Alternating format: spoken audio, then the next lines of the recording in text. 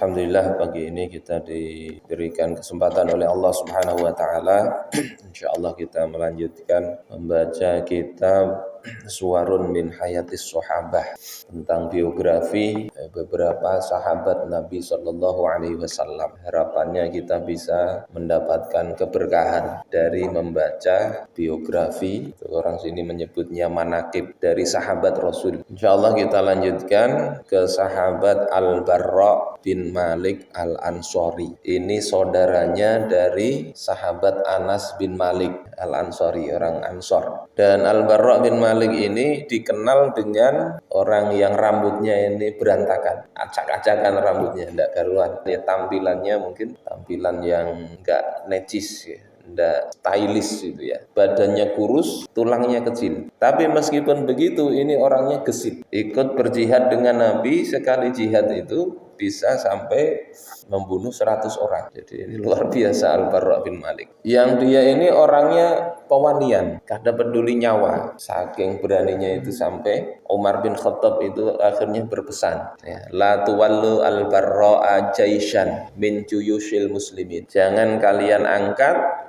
Al-Barra bin Malik ini menjadi pimpinan pasukan di antara pasukan kaum muslim. Jadi orang pewanian liwar waninya, jangan jadi pimpinan. Makhafata ayyuhlika jundahu biiqdami. Karena khawatir akan membuat pasukannya ini terbunuh habis dengan senantiasa maju terus, enggak peduli nyawa itu. Sehingga kalau itu jadi pimpinan itu tidak ingat lagi mati apa enggak. Ini bahaya juga kalau jadi pimpinan gitu. Pewanian benar, kalau lihat bahaya diterjang terus. Ini Al-Barra bin Malik. Nah, ketika Rasulullah wafat, kemudian yang terjadi itu banyak kabilah yang kemudian murtad, sehingga yang tersisa itu ya hanya beberapa kota ya. Di Makkah masih ada, Madinah, kemudian Taif ya, dan beberapa kelompok ya Allah tetapkan hatinya di dalam Islam. Yang memegang pemerintahan saat itu adalah Sayyidina Abu Bakar As-Siddiq, khalifah pertama. Ketika menghadapi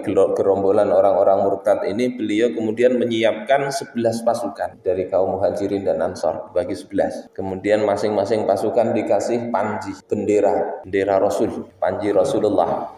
Yang dalam hadis itu kana rayatu Rasulillahi sauda waliwa'uhu abyad. Adalah panjinya Rasulullah itu warnanya hitam, sementara liwaknya itu berwarna putih. Jadi ada bendera yang putih lebih besar daripada yang hitam. Yang ditulis di dalam bendera Rasul itu la ilaha illallah Muhammadur Rasulullah. Nah, itu masing-masing dikasih pasukan itu. Kita kalau dalam tarawih itu ada berdoa, wa tahta liwa'i sayyidina Muhammadin yaumal qiyamati sairin. Kita minta nanti di hari akhir kita berada di bawah bendera atau panjinya Rasulullah sallallahu alaihi wasallam. Selain bendera itu juga ya pernah Rasul itu berikan bendera yang warnanya beda-beda menurut kabilah masing-masing. Kemudian 11 pasukan ini diutus ke 11 penjuru Arab untuk apa? Mengembalikan orang-orang yang murtad itu kepada Islam. Jadi memang dalam hukum Islam murtad ini ya, apalagi kalau itu jadi kabilah atau suku yang merdeka, orang murtadnya diperangi supaya kembali ke Islam atau supaya hukuman murtad dan hukuman mati. Dalam hadis riwayat Imam Bukhari dikatakan man baddala dinahu faqtuluh. Siapa yang mengganti agamanya, murtad dari Islam, maka hukumannya hukuman mati.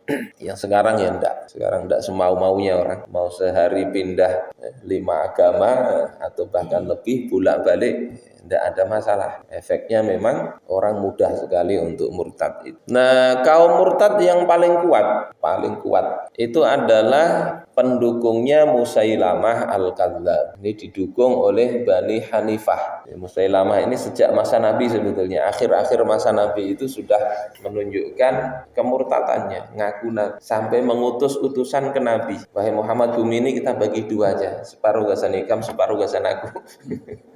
Ini Musailamah ya. Tapi Allah hinakan ya. Kalau di dalam bab tauhid itu kan ada istilah karomah.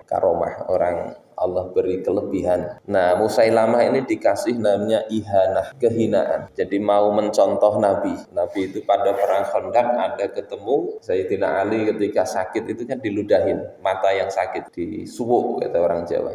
Apa itu? Enggak diludahi. Jadi kena ludah tapi enggak banyak gitu. Langsung sembuh itu matanya Sayyidina Ali. Kemudian Musailamah itu mau nyontoh, kan kerjaannya nyontoh dia. Nyontoh Al-Qur'an, bikin Al-Qur'an yang enggak karu-karuan itu. Nah, Musailamah ini nyontoh juga mau ngobatin orang sakit matanya. Diludahilah yang sakit di matanya. Bukannya sembuh, tapi yang mata yang tidak sakit jadi malah sakit. Nah, itu bentuk apa? Ihanah. Kalau Nabi yang sakit jadi sembuh, ini yang tidak sakit jadi sakit. Musailamah. Kenapa jadi kuat? Karena punya 40.000 pasukan. Bahari itu, suku-suku itu ada pasukannya. Dan mereka itu kebanyakan mendukung Musailamah itu karena asobiyah, karena fanatik. Bukan karena percaya kepada Musailamah, enggak. Sebetulnya tahu ini dusta, tapi tetap percaya, tetap mendukung. Sehingga mereka sebagian mengatakan asyhadu anna Musailamata kadzabun wa Muhammadan shadiqun. Aku sebetulnya bersaksi bahwasanya Musailamah ini pendusta dan Muhammad itu betul. Lakinna kadzdzaba Rabi'ata ahabbu ilaina min shadiqi Mudhar. Tetapi pendusta dari suku Rabi'ah, yakni si Musailamah ini, lebih aku sukai daripada orang yang benar tapi dari suku Mudhar, yakni Nabi. Tahu aja ini berdusta, ini yang benar betul, tetapi dia lebih senang yang berdusta itu. Jadi kalau ada zaman sekarang yang begitu, ya ada contohnya Bahari kayak gitu, pendusta tapi suka ngasih amplop. Lebih disukai daripada yang benar. Sebetulnya pada masa Nabi Shallallahu Alaihi Wasallam, kalau di dalam tarikhnya Ibnu Khaldun itu diceritakan Nabi itu sejak awal juga sudah menyuruh untuk berjihad melawan Musailamah di tarikh Ibnu Khaldun. Meskipun ngirim pasukan itu tidak sempat. Karena apa? Ya, ini terjadinya di akhir tahun 10 Hijriah. Akhir 10 Hijriah Rasul itu sudah hampir wafat. Sehingga Rasulullah itu memang pernah mengirim pasukannya Usamah bin Zaid menuju Syam. Beliau saat itu sakit, jadi tidak sempat lagi lah itu menyuruh untuk menyelesaikan kasus Musailamah al-Kadzab ini. Bapak dan ibu-ibu rahimakumullah. Nah, untuk Musailamah ini dikirim sempat 2 kali. Pertama itu pasukan yang dikomandoi oleh Ikrimah. Ikrimah putranya Abu Jahal. Jadi Abu Jahal ini memusuhi Islam tapi punya anak yang setelah Fathu Makkah itu masuk Islam. Namanya Ikrimah, putranya Abu Jahal, tapi akhirnya jadi pembela Islam. Ada lagi namanya Hanzalah. Hanzalah ini putranya Ar-Rahib Ibnu Amir, musuh Islam. Punya istri namanya Jamilah. Jamilah ini putrinya Abdullah bin Ubay bin Salul, orang pentolannya munafik. Jadi dua-duanya ini musuh Islam, orang tuanya, tapi dua-duanya ini nikah jadi pejuang Islam. Ya, Hanzalah ini wafat di dalam perang Uhud. Hanzalah. Nah, pas komando pertama pasukan Ikrimah ini tidak berhasil. Kemudian Abu Bakar mengirim lagi pasukan kedua, dikomandoi oleh Khalid bin Al-Walid. Nah, kemudian yang kita bahas sekarang ini Al-Barra bin Malik itu berada di pasukannya Khalid bin Al-Walid ini. Akhirnya kedua pasukan ketemu. Perangnya luar biasa itu karena banyak sekali.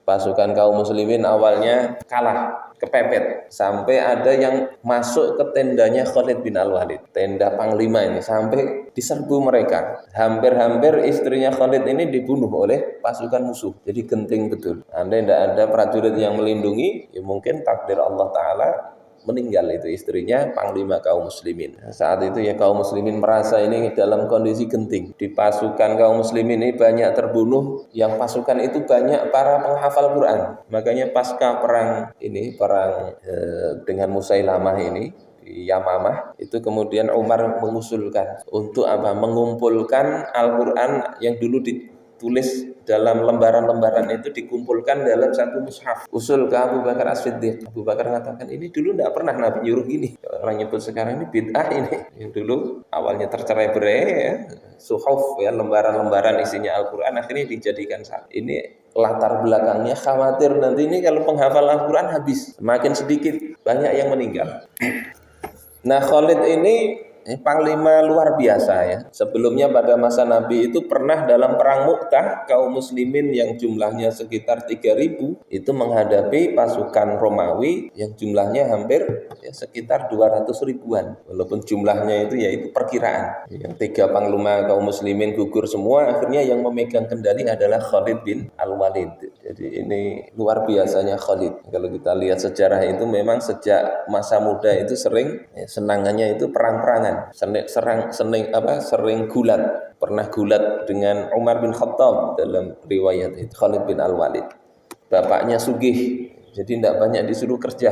Ya senangnya itu perang, ikut perjalanan bapaknya Al-Walid bin Al-Mughirah ketika perjalanan bisnis. Yang beliau senangi dari daerah yang dikunjungi itu adalah ya bagaimana teknik perang mereka. Ini Khalid bin Al-Walid, sehingga ketika masuk Islam pengetahuan itu memang luar biasa digunakan untuk membela Islam. Akhirnya diatur lagi oleh Khalid bin Al-Walid, ditempatkan pasukan kaum muhajirin di bagian depan, Ansor di bagian belakang, kemudian orang-orang Badui ya di barisan tersebut. Karena kalau yang depan ini pewanian, belakang wani. Kalau yang depan ini takut, yang belakang makinnya lagi. Biasanya kan kayak gitu orang. Ada satu aja yang wani, maka yang belakang ikut. Kalau yang di depan ini pimpinannya ini sudah pengejutnya buka, yang lain ikut buka.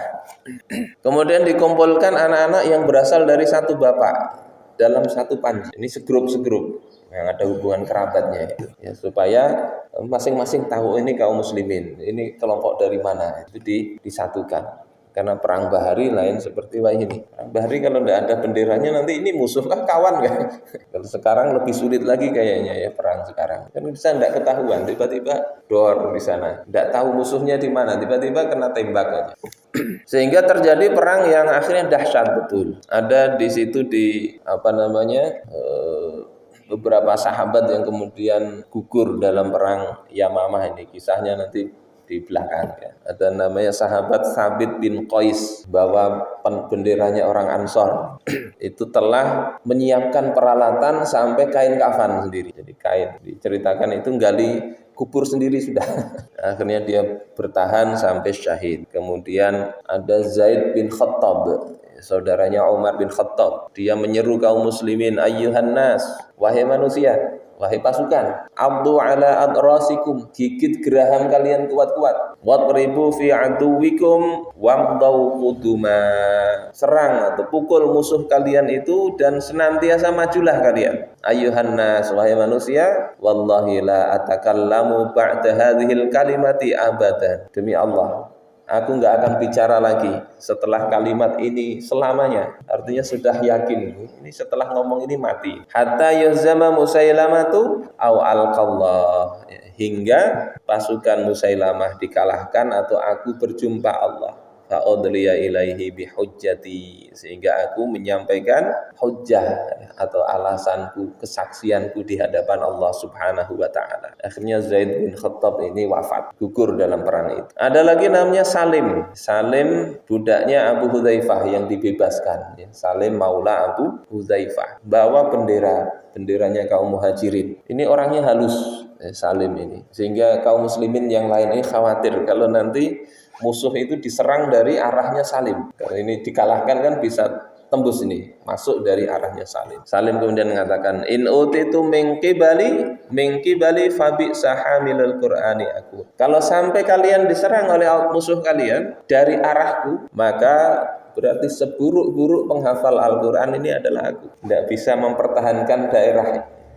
Salim kemudian menyerang musuh Allah Ta'ala dengan terengginas, dengan berani, hingga kemudian beliau syahid. Nah, kisah-kisah ini tidak sebanding dengan kisah Al-Barra. Walaupun itu luar biasa, kisah Al-Barra ini lebih mencengangkan lagi. Khalid bin Al-Walid dalam perang itu melihat Al-Barra bin Malik ini, kemudian mengatakan, ilaihim ya fata Ansor, serang mereka wahai pemuda Ansor. Katakan gitu oleh Khalid bin Al-Walid. Al-Barra kemudian mengatakan, ya ma'syarul Ansor, wahai orang-orang Ansor, la yufakkiranna ahadum minkum birruju'i ilal Madinah. Jangan sekali-kali kalian ini mikir bisa kembali ke Madinah. Fala Madinah talakum ba'dal yaum. Tidak ada Madinah lagi setelah hari ini. Innama huwallah wahdahu tsummal jannah. Yang ada hanya Allah saja, kemudian surga. Akhirnya dia menyerbu ke musuh. Pasukan musuh mundur ke sebuah taman atau lapangan yang dibentengi oleh banyak tembok. Yang di situ itu